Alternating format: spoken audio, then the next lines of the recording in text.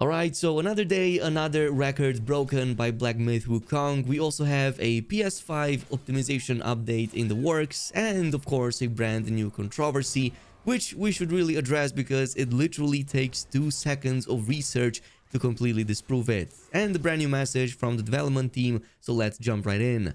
And speaking of that, Black Myth Wukong really gets elevated to the next level with Nvidia GeForce 40 series graphics cards. I'm able to play at max settings and get the best performance thanks to Nvidia DLSS 3.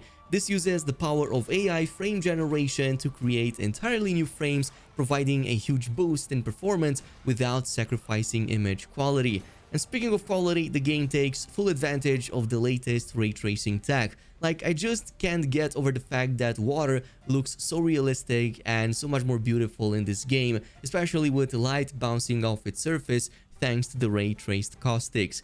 That and ray traced reflections. The game features multi-bounce ray tracing lighting, which enhances the natural colors of the environment, rendering a much more realistic scene. You can also take full advantage of all this eye candy by just checking out the links down below and grabbing yourself the latest graphics card from Nvidia. Also, big thanks to Nvidia for hooking me up with a super early copy of the game and sponsoring today's video. Anyway, let's take a look at the Steam charts concurrent players, and we just broke a brand new all-time peak. It's now sitting at 2.4 million at the time of recording this video, beating yesterday's record of 2.3, which also beat the launch day record of 2.2 and a bit. So it seems that every single day it's going to do some of these smaller breakouts, but it kind of reached maybe a maximum point it can. From this point on, obviously, as this is a single player game, eventually in a number of weeks or maybe months, as people finish the game or get into other stuff, it's going to go lower and lower. But these are some of the best numbers I've seen for a single player game, and absolutely smashing records, making it one of the most played games of all time. Also, interesting controversy, it seems that some naysayers only now find that people have sleeping schedules, citing the fact that the game keeps losing 2 million players a day. Yeah, that's literally how sleeping schedules work. People don't just play the game 24 hours a day, they want to go to work or maybe even to sleep. I know that I am, and I'm making like 2-3 videos a day, so even I take a break and don't play the game constantly. What an absolute shocker.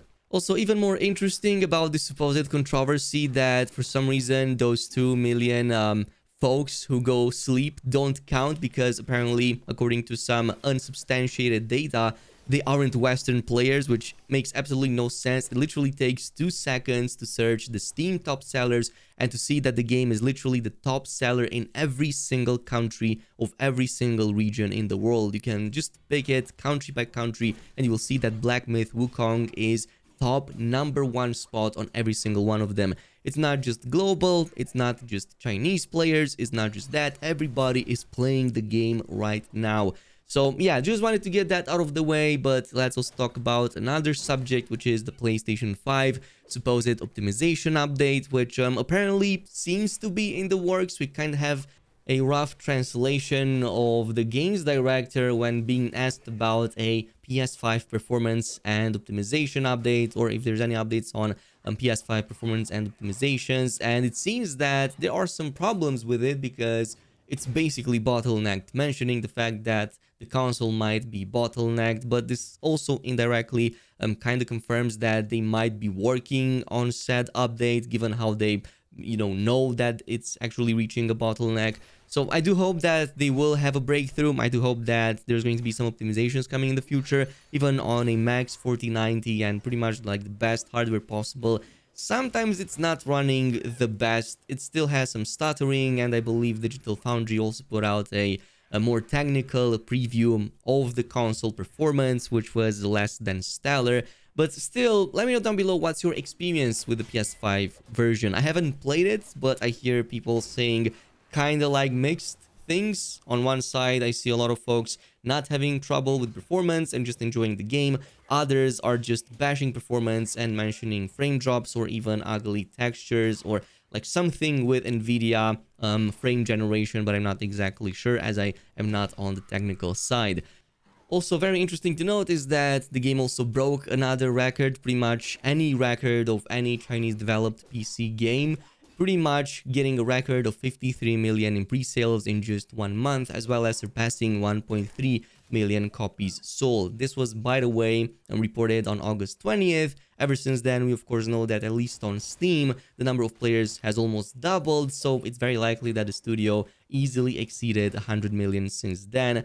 Plus, during the pre-download phase of the game, so prior to the 20th of August, Steam reported that its platform's data used a bandwidth peak of 70 terabits per second shortly after the pre-downloads began, which is again absolutely massive. Now, I'm not sure exactly if that means 8,000 gigabytes per second or if it's more than 8,000. I might be wrong, but let me know down below in the comments. Moving on though, I'm also excited to say that there is actually a map for the game, and it seems that players took it upon themselves to create one, and there's actually one, but it's in Chinese, that's really well made. Like somebody actually stitched together the actual terrain of the game, and it's definitely one of the best maps I have personally seen of it, with all of the resources, all of the secrets, and all of the findable relevant stuff that you might also want to hunt for a completionist like me. This is extremely helpful, so hopefully this is going to be done in English as well, but in the meantime you can just use Google Translate, though there are going to be some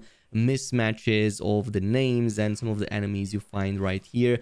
But secrets are being discovered every day, and who knows, at some point hopefully we're going to get a mod that also supports this in game. Now, after playing like 20 more hours ever since the game came out, I can only say that yes, maybe a map can be extremely useful here and could definitely bring in a lot of possibilities to just like complete the game without having to go in almost blind. Also, really awesome to see that the developers behind Palworld and Phantom Blade Zero coming in and showing their support for, the Black Myth Wukong launch. We, of course, also had a new gameplay of Phantom Blade Zero yesterday at Gamescom, or well, a couple of days ago. But basically, that's going to be on the same level of craziness that Black Myth Wukong also is. So also like 30 to 40 hours of gameplay, but also a bunch of other stuff that's really interesting, even like multiplayer dungeons and a bunch of other stuff. The gameplay also looks really top-notch. Also, quite a lot of side quests according to the reporting. However, don't expect the game to come out too soon. It's going to be at least one more year, maybe a bit more than that, couple of years until we finally get to see this. It seems to be quite early in development. But to have so much gameplay of it is very encouraging. If we have this so soon, I think that they're probably going to cook with this one, and we might finally see the quality that we always wanted. But going back to our game, we do have this very interesting note right here, a Reddit thread by somebody who's supposedly a member of the development team for Black Myth Wukong, sharing his experience about working on the game for the past 4 years, as he's been pretty much one of the first to join on the development team. So 4 years ago, I was the first colleague to join the company after preview number 1. During the interview, our chief asked me a few questions, such as what would I do if I found that the project was inconsistent with the preview video, and what would I do if I found that my colleagues were not that strong. I would assume he means not that good at their job maybe, or not that great at coding. My response at the time was, I will make it look like the video, that is why I'm here. I will try my best to help them, and if that doesn't work, I will do the best I can. When I joined the company, Black Myth Wukong had about 20 to 30 employees. When I saw the project, I felt that everything was in need of rebuilding. I was very excited, he mentions. My entire career was geared towards working on an action game project like this. Fortunately, I waited for the opportunity and seized it. I poured all my experience into Black Myth. I squeezed out what I was good at and actively did what I was not good at. It was too tiring here, 100 times more tiring than anything in the past. The problems encountered at work were numerous and difficult, but unlike other places, everything you do is meaningful and makes people unable to stop. I took the initiative to work for more than 10 hours every day. It was so happy and painful to play this game. What tortured me most every day was my own incompetence, not enough time, not performance KPI, not push, and not meaningless work. It was very easy for my wife to judge how I spent my day. If I came home very late, I had to urge her many times before I came home. When I got home, it was silent, with such that I couldn't do anything. If I just solved a big problem that had troubled me for a long time today, I would go home early and talk to her excitedly to share how I solved it, and listen to me bragging about how great it was. There are many people like me in the company. I want to praise everyone. They may not be strongest, but they all put a lot of effort into the project. The outstanding art design that is obvious to all, the wonderful combat and master design, the immersive and unique music, the long and touching plot, the meticulous crafted, ground editing, and amazing animation, and of course all of the other aspects of the game, even the QA that he's praising. We can set a very high goal, and even if the goal is not achieved, the final result will far exceed an ordinary goal. Our chief also shared a sentence at the annual meeting. Pretty much the summary here: fake it until you make it. So we're actually a video scammer. Just kidding, we are a group of people with a common goal and a consensus. He also goes on to explain how it feels working on a game and sometimes doubting yourself. In the past few years, I have doubted and wavered. Black Myth is not so fun to work on. We can't see the advantages of development every day, only the shortcomings. But I asked myself a question: is there any place happier than making games here? The answer is undoubtedly no. This is my home.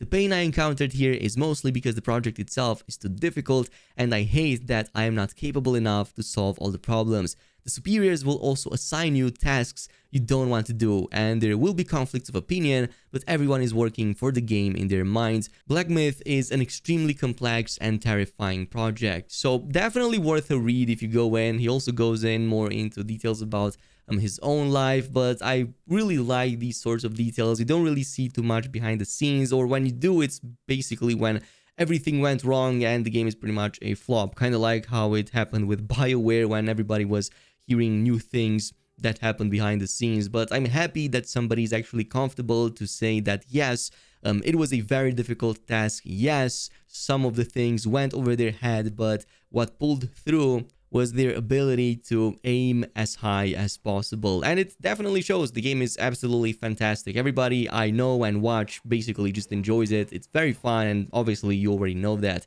Anyway, that's it with the news. Thanks so much for watching, and I'll see you in the next one.